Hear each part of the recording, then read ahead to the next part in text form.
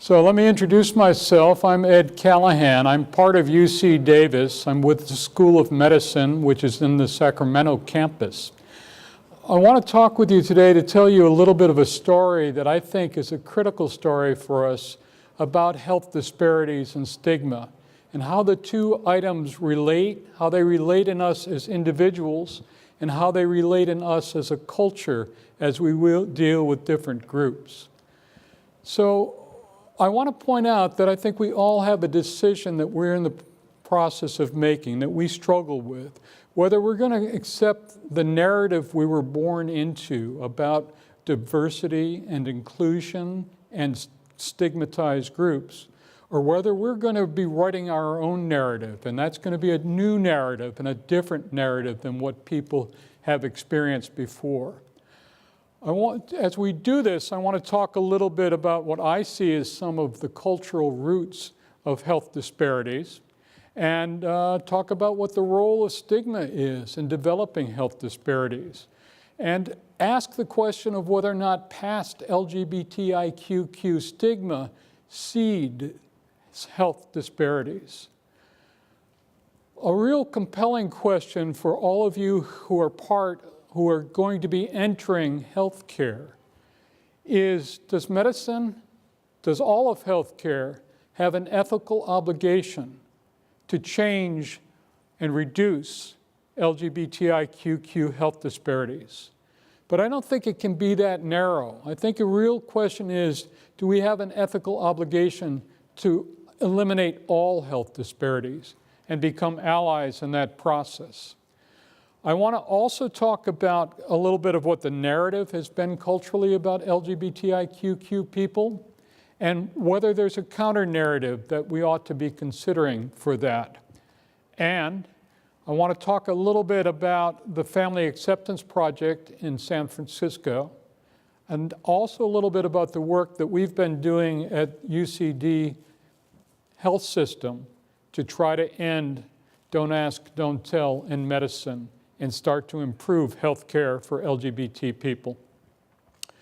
I've put up there enough things to take an hour and a half talking, and over the next 40-some minutes, I'm going to try to get through some of that, so bear with me.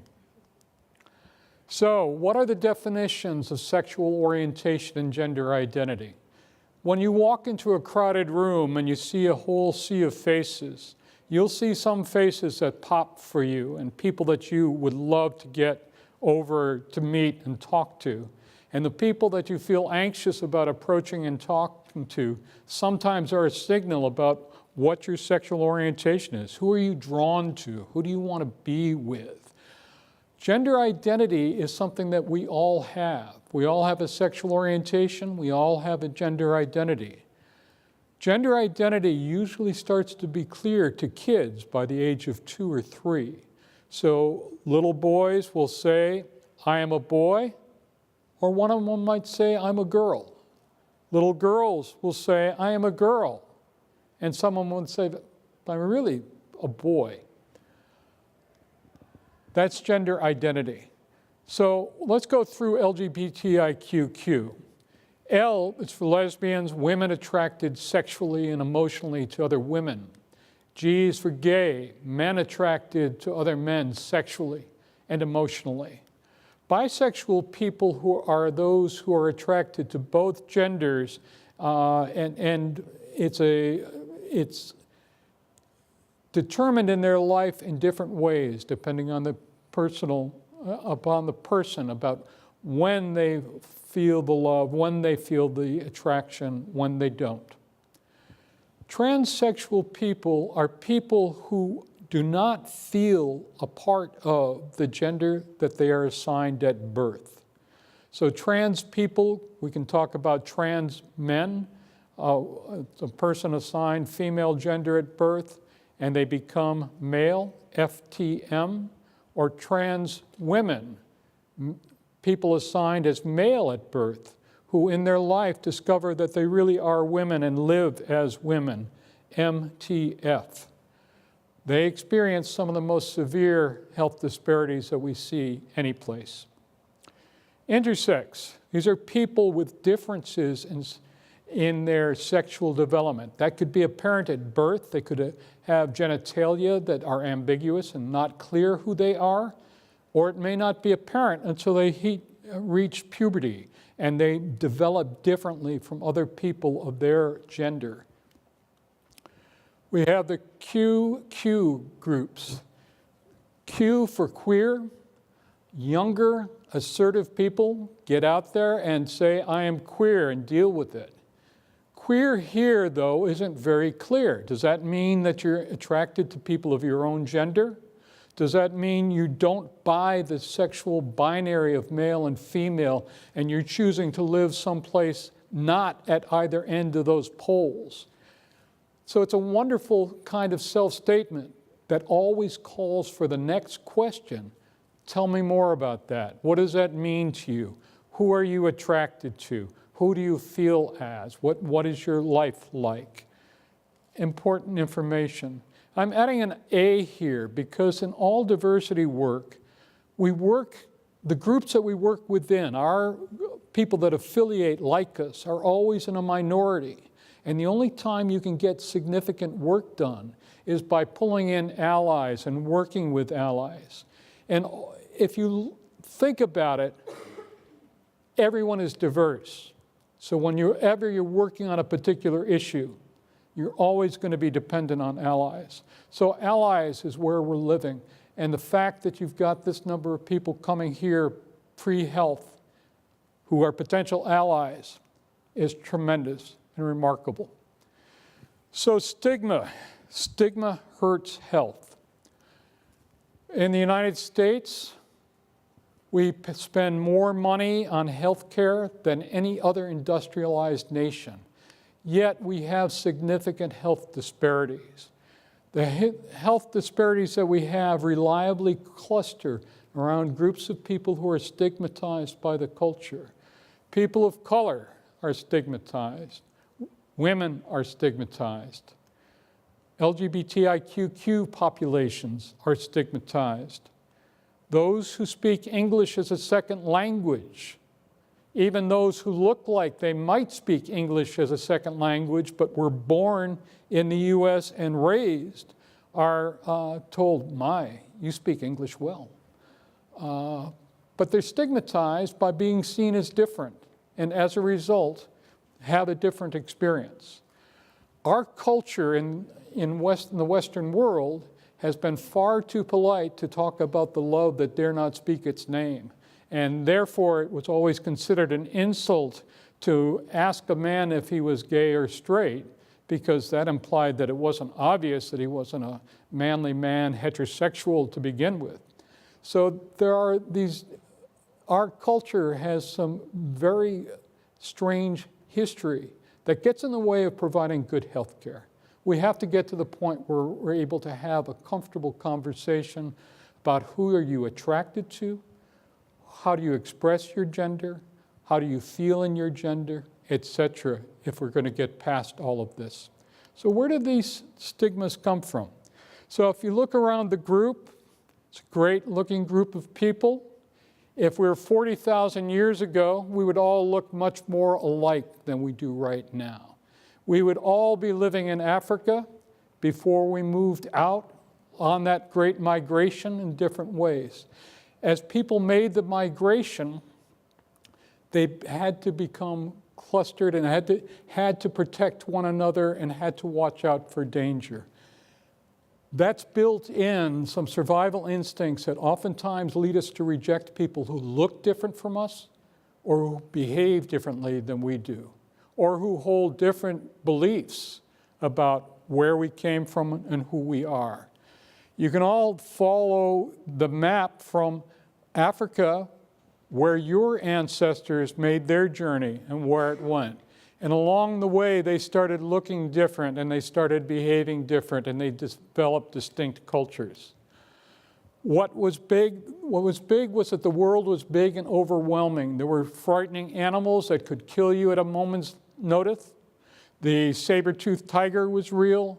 Other animals created danger. You needed one another to provide food and support and help.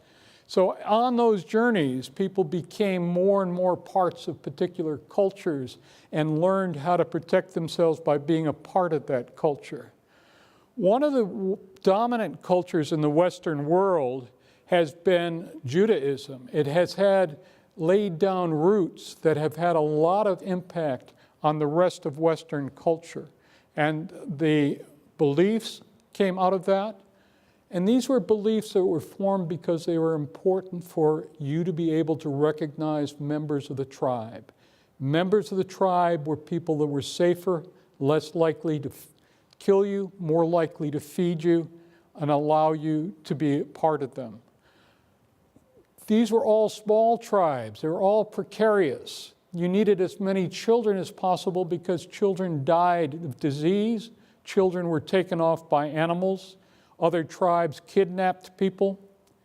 You needed as many people as possible.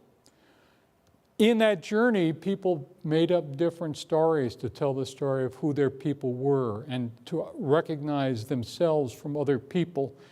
And so the narrative about Judaism was very important to our story in the Western world.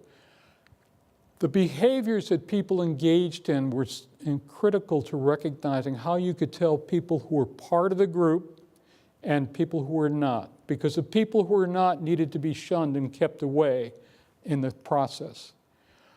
The behaviors that described the group were laid out, and the behaviors that were outside of that were called abominations and weren't supposed to happen. But they seeded unconscious bias that lives on in different ways to this day. So what were the abominations? Well, shellfish, obviously. Pork.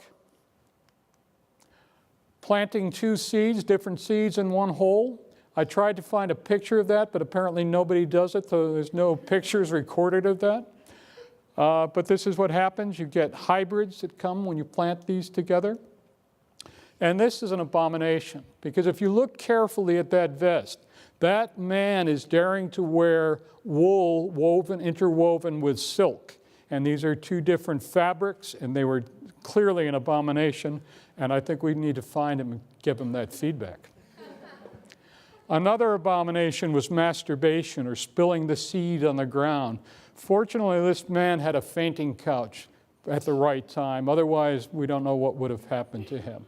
So these are some of the things that were awful. And we believed that the culture believed that the man's sperm were basically the full-grown child, and they needed a woman who then would grow that sperm into the full-born child. But it was the man that was important there.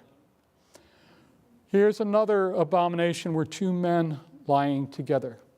So what's happened to these abominations? And what were the other sexual proscriptions? The other things were that if your brother died, you were obligated to marry his widow and have children by her. If you look at that list of abominations that we went through, and those are most of the key ones in the Old Testament, most of them have pretty much gone by the wayside. But there's still cultural male-on-male sexual proscription in many religious cultures. So if there's these prescriptions, it implies that you think that people can make a choice about it. It's a choice what your sexual orientation is. Is there any evidence that sexual orientation is genetically or biologically determined? So this is one of my favorite slides. We know that across all social living creatures, there are gay and lesbian animals. So we could spend the rest of the time showing these cute slides. I won't do that. The penguins are famous because at the zoo, these are two male penguins who then formed a nest, and they would bring in a round rock and sit on it each mating season without much result. It was a long job, not much turnout. But a kindly zookeeper observed this behavior and found an extra egg in a different nest that was being pushed out because they didn't have the capacity to keep all the eggs they had warm, and substituted the rock with the egg And the two males continued to sit on this until the egg hatched. And the baby penguin Tango was born, because it takes two to make tango. They raised this wonderful heterosexual little female penguin who went on, and other zookeepers have had the same idea. So the story has been replicated, and you can find a children's book on it, and Tango Makes Two, for helping kids understand this. And like I say, all cute-looking creatures. We could do a whole hour. I think we better not do that. So is there any evidence that it might be that sexual orientation is genetic? Well, let's take a look at the concordance of sexual orientation between brothers. Let's look at monozygotic co-twins. For males, 52% are both of the same sexual orientation, heterosexual or homosexual. Zygotic co-twins are a much lower rate, 22% concordance. Adoptive brothers, it goes down to 11%. Non-twin biological sibs, 9%. So basically, the study suggests strongly that there may be a genetic component to sexual orientation, because it matches better with monozygotic identical twins than with dizygotic twins. Same question asked of women, and you find a high rate of monozygotic twin concordance, less with a dizygotic co-twin, less with adoptive sisters and non-twin biological sibs. And basically, you find the same result in both male and female. So is it genetic? Well, we basically can't argue that it clearly is, because it isn't compelling. The evidence doesn't prove it, it just suggests it. But if you look at genetic influences and the evidence for genetic influence on height and weight, the evidence is equally strong for sexual orientation as it is for height and weight. So we find sexual orientation variability among all kinds of animals. We find them across all kinds of tribes, cultures. But we do have different tribes that have different stories, and those stories can be informative as well. In the Native Americans, two-spirited people were thought to be closer to God. The idea was that God had no gender, and so therefore, twin-spirited people would be closer to God, and they oftentimes ended up being the shaman. They ended up being the medicine men or medicine women of tribes. Burdash were the men who lived as women and would stay and do the work of women as the men went out and hunted, and would marry, become a second or third wife of a male in the tribe. In India, there was a long history of the Hijra, being people who were born biologically male, lived as women, and had a respected place within the society, until the British Empire expanded and brought with it Christianity. An interesting group in Samoa were the Fa'afafine. So the Fa'afafine they don't claim to have many gays in Samoa, but they do have Fa'afafine, and they were men who were either raised as females or men who were just effeminate and oftentimes helped their siblings raise their children. So in Samoa, the Fa'afafine were the cultural glue that held families together. Very much a valued part of the culture. So we've got this conflict of different stories, and the Western stories that come out of a Judaic-Christian tradition oftentimes are fairly negative. When we look at Africa historically, there was much more acceptance of gender variability until recently in Africa.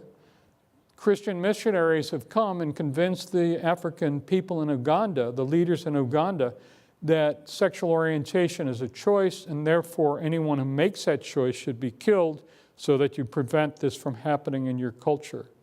Those laws have come close to being passed. They haven't succeeded because of international pressure on it. But every time those laws get considered, the amount of beatings of LGBT people goes up within the culture. It's a very powerful thing that happens. People are killed, and the consequences are severe. So there are some changes in this Western legal narrative that are happening. Sweden now, you are allowed not to identify your child's gender at birth. You don't have to do that for several years. If you have a child with ambiguous genitalia, you can allow that child to develop and declare her or himself before having to accept a gender on their birth certificate. In New Zealand, there was a law passed saying that you can live at whatever gender you choose, that it's your choice, which makes some sense. You also see gay marriage starting to spread and to provide a different narrative. But all during that period, there's also tremendous work showing that when the bans on gay marriage were passed, that mental health problem rates for LGBT people went up within that culture, within that community. Mark Hatzenbuehler has done some very beautiful work looking at that and the impact of the cultural changes on the LGBT people and that idea. So let's look a little closer at the story about Western culture and how LGBT people fit within that. If you look at the US, we came about with people coming from Europe trying to get from religious intolerance. In the process of fleeing for religious intolerance, they created their own religious intolerance, which hung on long afterwards.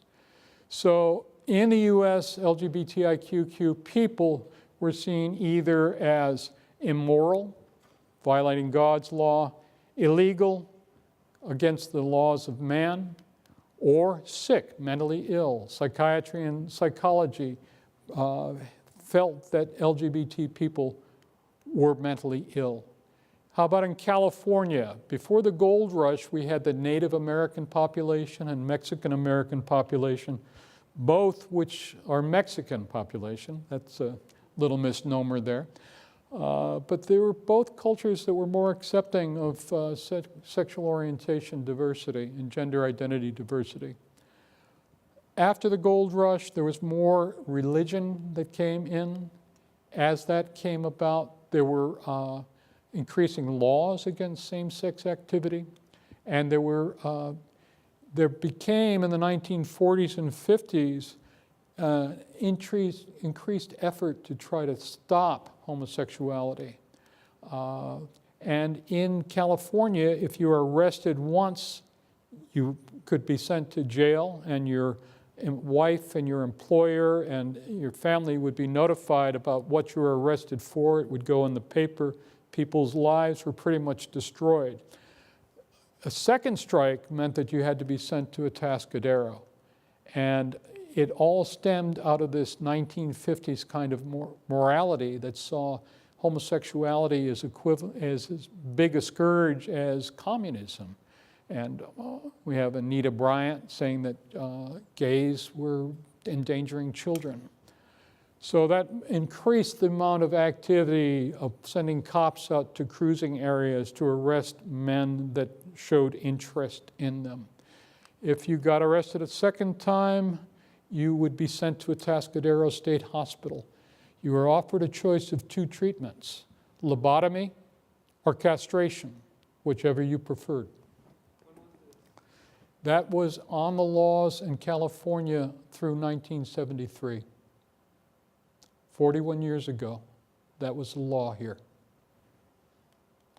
So there are some news stories emerging. These poor out-of-focus people here are the cast of Glee. They're part of a narrative a counter-narrative that's been coming up through television and the media.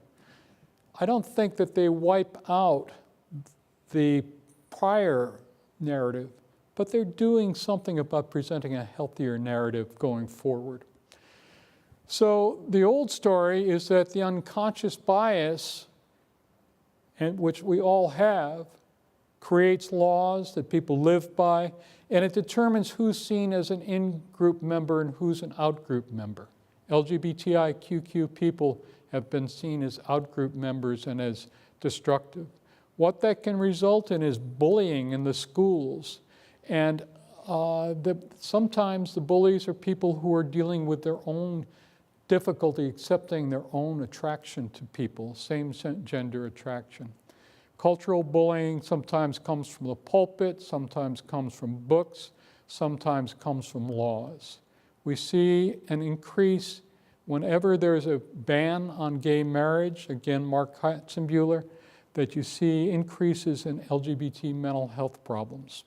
You see an increase in LGBT-directed violence, serious things.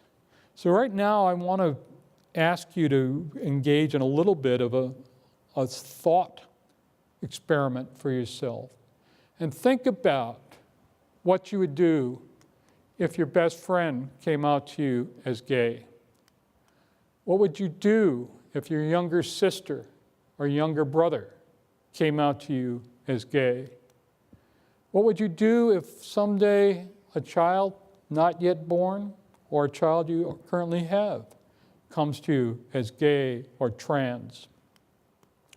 What would you do if someday you have a grandchild who comes out as gay or trans? Interesting thoughts. What happens to many of the kids that are born gay, and I'm basically seeing this as not making a choice, but as being, the choice is whether you're going to hide who you are or express who you are.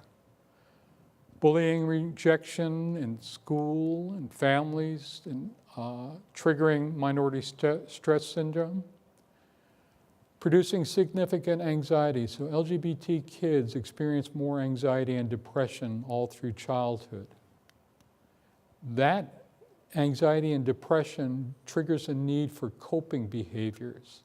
You can have plenty of healthy coping behaviors, but teenagers oftentimes choose coping behaviors that are not so healthy. You see cigarette smoking selected, alcohol use, drug use, changing eating behavior, exercise pattern changes. You see people doing harm to themselves, thinking about suicide or committing suicide, and engaging in early sexual activity and running away, fighting your parents, being thrown out of the home. So these are fairly significant maladaptive coping behaviors that teenagers sometimes adopt, or even preteens start on, and they can chart the course of a person's life. Cigarette smoking, you have twice as much cigarette smoking among LGBT people. You have an increased rate in respiratory disorders and lung cancer. Alcohol use, you have almost double the rate of alcoholism through the lifetime. Higher rates of liver disease, pancreatitis. With drug abuse, you see far more addiction among LGBT people.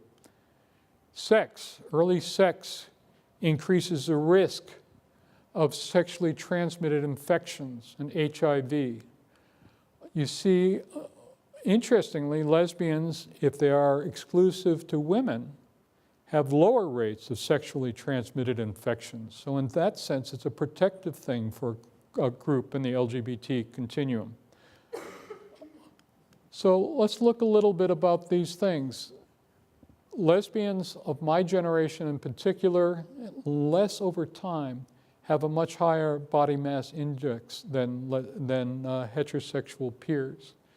Part of that may have been a statement that I don't have any desire to be attractive to men. I don't know. But there are risks associated with the higher weight, and it becomes a delicate issue for providers and patient to talk about, because it can be seen as an insult to be trying to force to follow a different narrative than people have chosen. All of these show higher rates of problems occurring for LGBT youth. This last one is critical. Over 40% of the homeless youth in our country are LGBT. That has incredible kinds of impact that we'll consider in just a moment. When you look at the Institute of Medicine report from the committee that was brought together around LGBT health, they document in this book a whole variety of the health disparities that we find. What they don't do in there well is document the disparities for trans people, because we have fewer data on trans people, less good data on trans people. We find overall double the rate of suicidal ideation and attempts for both lesbians and gays. We see increased risk for suicide completion, and but we don't know the number of people who successfully suicide. Our suicide rates are not, we don't get sexual orientation, gender identity data on people that suicide yet. There's starting to be a change in that, but we don't have good data there yet. So, early sex, higher rates of sexually transmitted infections, and higher rates of HIV, and also increased diseases that are related to immunosuppression. So pneumococcal pneumonia, Kaposi sarcoma, other disorders arise when the immune system is impaired. We find anal cancer secondary to human papillomavirus. We're trying to get young women to get vaccine against HPV. We ought to be trying to get every youth vaccinated against HPV. For gay men, once you reach the age of 28, they figure it's a lost cause and they won't vaccinate anymore. So if you know any young LGBT people, encourage them to get vaccinated early. Vaccines are available for hepatitis B and C, which are very high-risk diseases for LGBT people.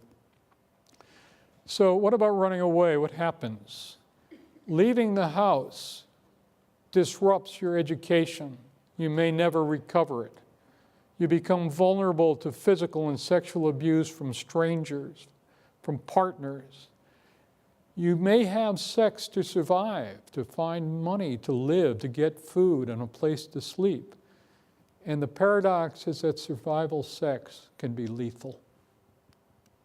It's particularly a problem for the trans community. They're the ones at greatest risk of being thrown out from home.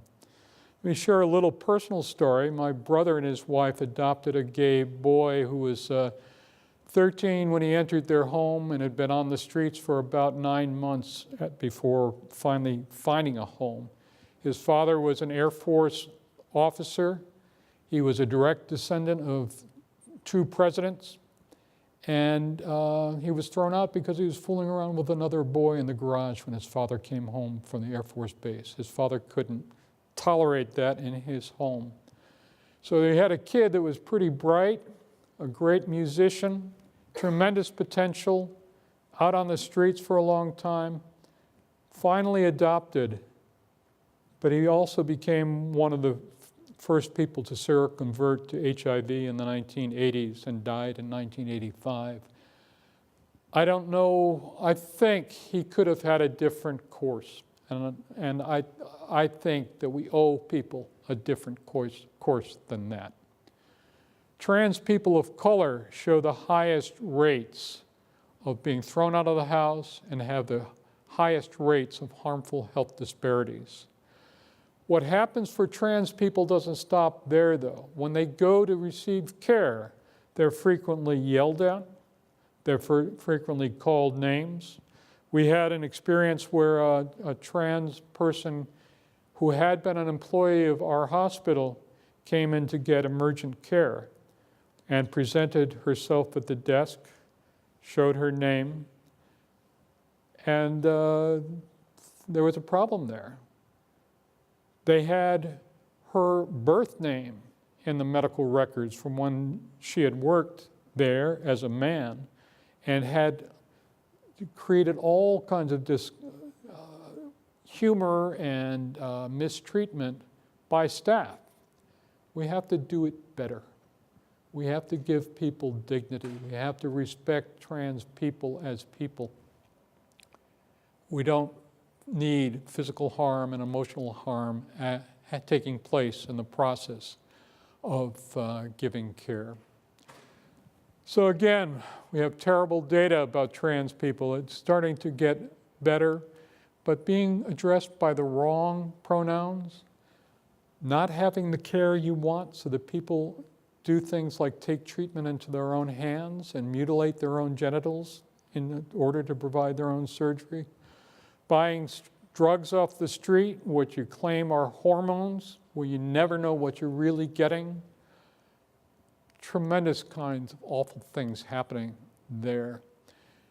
It had been common for people to be denied any sex surgery if they were trans. The Affordable Care Act has brought more trans people into care than was the case in the past. So that part's very positive. There's increased, the CMS is now providing some increased coverage for trans people as well.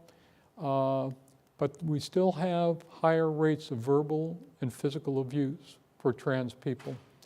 I want to talk, I promised you to talk a little bit about an alternative narrative.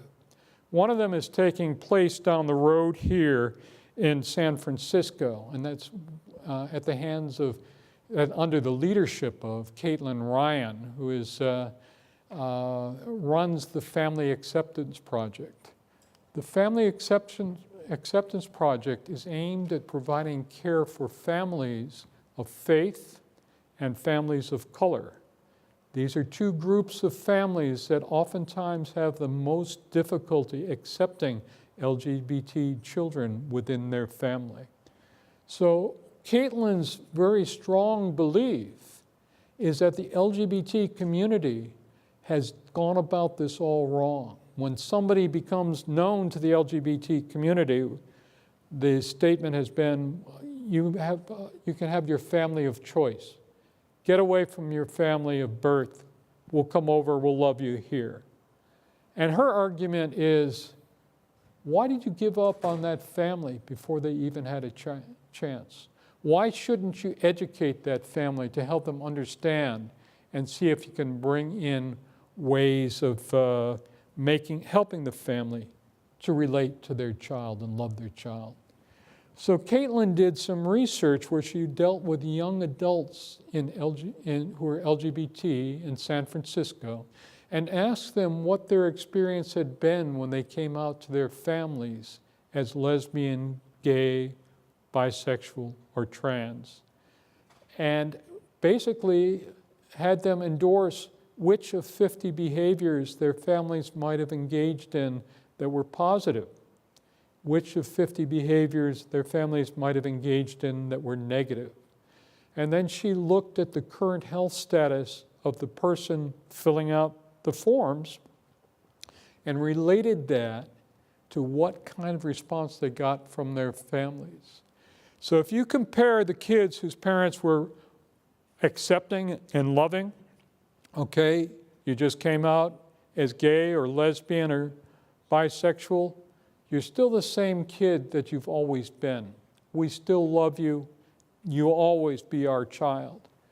And you compared what the rate of suicidal ideation for the kids that had that experience was versus those whose parents told them either, it's okay if that's who you are, but don't let anybody know, or change it. What are you trying to embarrass the family this way for? You find that the kids who experienced rejection had an 8.4 times higher rate of suicidal ideation, over 8 times higher rate of attempting suicide, 6 times higher rate of major depression, 3.3 times higher rate of sexually transmitted infections, 3 times higher rate of alcoholism or drug abuse, 3.4 times higher level of anxiety.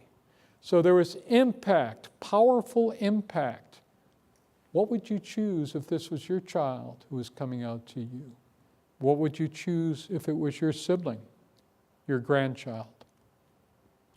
So here's a little bit of information about Caitlin and where you can find the information. You can actually just Google Family Acceptance Project and it'll bring you to her website. Here's one of her papers. She's got several in the area. And since I talk too much and spend too much time on this stuff, I don't get everything covered. But I also want to talk a little bit about what we've been doing as well.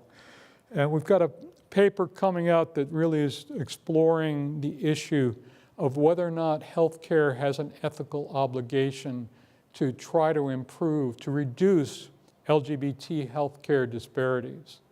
I'm going to say that I don't have unconscious bias here. I have conscious bias here because I think we have a very serious obligation that we have to work to reduce and eliminate healthcare disparities. But I also want to go one step further because it's not just for LGBT people. It's for everybody that has stigma and everybody who has healthcare disparities because of those stigma. We as a culture, we as a healthcare providing community have an ethical obligation to work systematically and work very hard at reducing those healthcare disparities. So we've been trying to do that at UC Davis Health System by asking people sexual orientation and gender identity. We've been doing that for over a year now in our electronic record. So far, we've not had anybody drop to the floor and die from being asked. It's worked. We're pushing it in other places as well. So I'm going to, within our system, there was resistance that resulted, but that resistance, it took us 5 years to get it into the electronic health record. And when it got in there, it was well accepted. We've been training people every place within the system. We have a paper that's e-published now. It will be out in print in Academic Medicine next month, telling the story about UC Davis. We also have been loudmouths in other places. I want to just go to a little different data if I can get there. We went to the AAMC and we worked with the committee that makes up the questionnaires that students take. They take questionnaires when they're applying for medical school, taking the MCATs, questionnaires when they are second-year students now. And we worked with the second-year questionnaire when it was done for the first time last year. As a way to shut up some of us who were asking for this enough, they decided to pilot it and see if the students could handle being asked this question. So they did an optional questionnaire for all 20,000, almost 20,000 second-year students. Over 5,000 students responded. 35 people wrote specific comments on the sexual orientation and gender identity question. 33 said, "Why haven't you asked us this before? This is ridiculous that you have been so afraid to ask us these questions. This is part of who I am." And 2 said, "Gosh, I wish you hadn't asked that." So we had an interesting response. What we found, though, was that the LGBT people felt less a part of the community, felt less social support. And they were comparable to those students who were first generation, whose parents, no one in their family had gone to college before. Not only were they going to college, they were now going into medicine.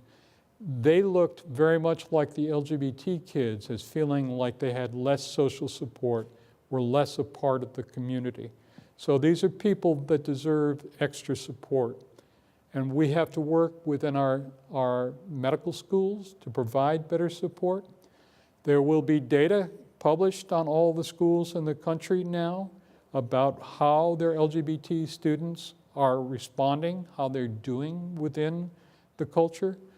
I look forward to a time when there's competition for different schools to try to create the best positive supportive environment for the LGBT students, for the kids who are first generation, for the students of color, and that we have a competition for the lowest rates of mistreatment of students as well. We have some important work to do. It's a pleasure to be here talking with you about a little slice of this from our area, and I hope all of you take on and do your share of good work coming forward. I think there's time for a question or two, or comment or two, if people have any. Yeah. You mentioned that the LGBT is T stood for transsexual, correct? Yes. I've heard it argued that it stands for transgender because it encompasses the umbrella of intersex and other identities. But within the medical field, is that different, or are we just as a study kind of getting all these identities together? Basically, what you ask a beautiful and important question about what's the right language to use. Transgender, transsexual, it has different implications for different people. I try to be respectful of the person that I'm talking to. You know, if I'm with a trans person, and what I'm finding is that more people consider themselves to be trans people than transgender or transsexual in the people that I know and interact with. But I don't have a good answer. I hope that you can get that answer and publish it so that we all know the best way to deal with that. Because as a social study, people have different definitions. And I think that as a... Trying to come up with a common language that's respectful to everyone. And that's very true for people who are considered to be intersex. At one time they were called hermaphrodites. Not a very pretty word. Then they were said to have disorders of sexual development. That sounds pretty ugly itself also. And now they talk about differences in sexual development, which sounds much more respectful and much more like, that this person can be healthy and good. Okay. Yes? Has there been a collaboration with other disciplines, like in the nursing? So has there been any support, like in the nursing side, or the sociology side, or the psychology side? All of the above. So let me do two things. One is that we have the question was about, I'm sorry, I should be doing better in this. So the question was whether or not other disciplines are allied in this and working hard on this. And I can tell you as a psychologist that psychology is working hard on this, and in some ways is further along than the rest of healthcare. I can tell you that nursing is working and embracing this very hard now. At UC Davis, we have a school of nursing that is new and doing remarkable work. And we have two. GLAMA used to be the Gay and Lesbian Medical Association. It's still called GLAMA, but they've dropped all the idea of medicine. They have a nursing section now, and they bring in people from varieties. Let me put out a little push. If any of you are from New York area or can get to New York in May, we'll have the 3rd annual LGBT Healthcare Workforce Conference taking place in New York City. And it brings together, we have a whole slew of students, all the way from high school students up through people getting their MDs and their nursing degrees and other areas. And we have a tremendous number of areas of work. We have dentists, we have the whole spectrum. And it's a wonderful experience because these are people that are committed to being leaders in their areas and helping their area provide better LGBT health care. Last question, because I'm going to get thrown out very soon. And I'm sorry, I'm going to miss you. I was wondering if you had any statistics or if there's been any studies on disparities within the asexual community. The asexual community is, the question was about whether there are statistics on the asexual community. And I've got a bias there that gets in my way of doing that well. As a clinical psychologist, I've dealt with many people who define themselves as asexual. When I worked with them, I found trauma and worked with them to try to overcome the trauma so that they could get in touch with their own sexuality. But I don't think that I know asexual people well enough I presume that there's been this trauma. I'm sure a lot of people have not had that trauma, but I don't know their stories. So that's an area, again, you've got your homework assignment, is to find out what the stories are for people who feel that they are asexual and what can be done to provide them better health care. Thank you all.